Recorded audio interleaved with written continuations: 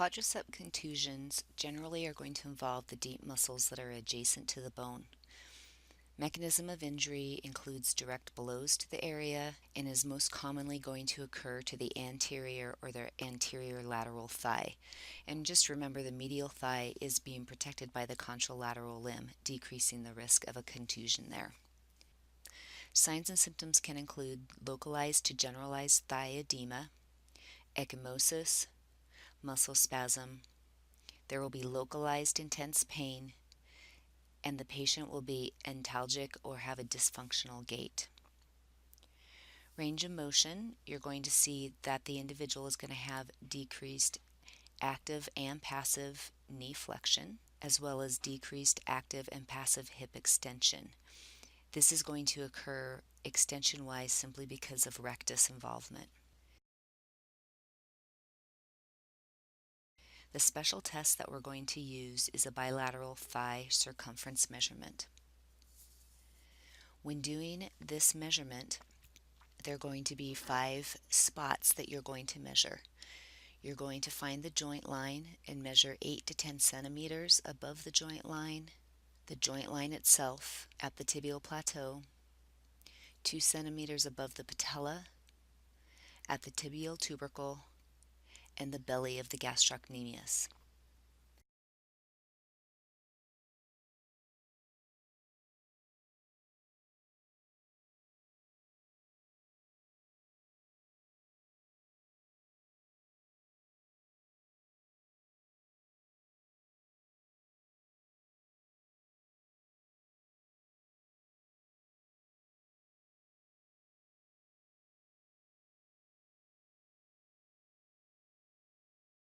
You are then going to measure the circumference at each of these spots, and you're going to compare this bilaterally.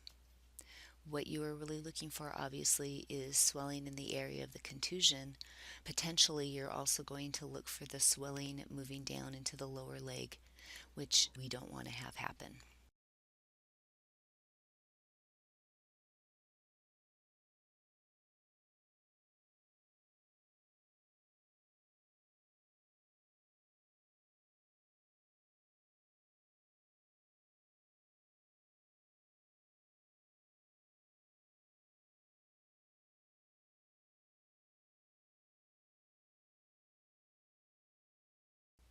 Diagnosis is going to be clinical. Treatment varies. One thing that is important to keep in mind is we want to make sure that we maintain the range of motion at the knee. And so a lot of times people will ice the contusion with the knee flexed to help maintain that range of motion. The healing of a contusion is very similar to other soft tissue. The acute phase of healing is going to be that first few days after the injury, where you will see local swelling, a formation of a hematoma.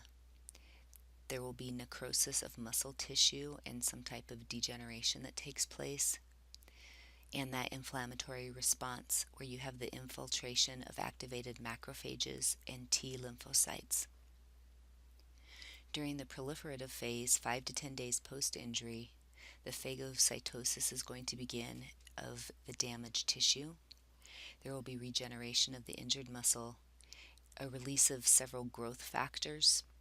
You'll see that the myroblast proliferation and differentiation has taken place. There will be production of connective and scar tissue and capillary growth.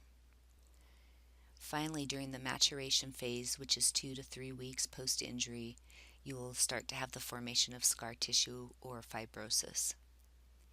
The end product of the muscular repair process is that fibrosis. This hinders full muscle regeneration, which is why damage to the muscles during a contusion can be so time-consuming.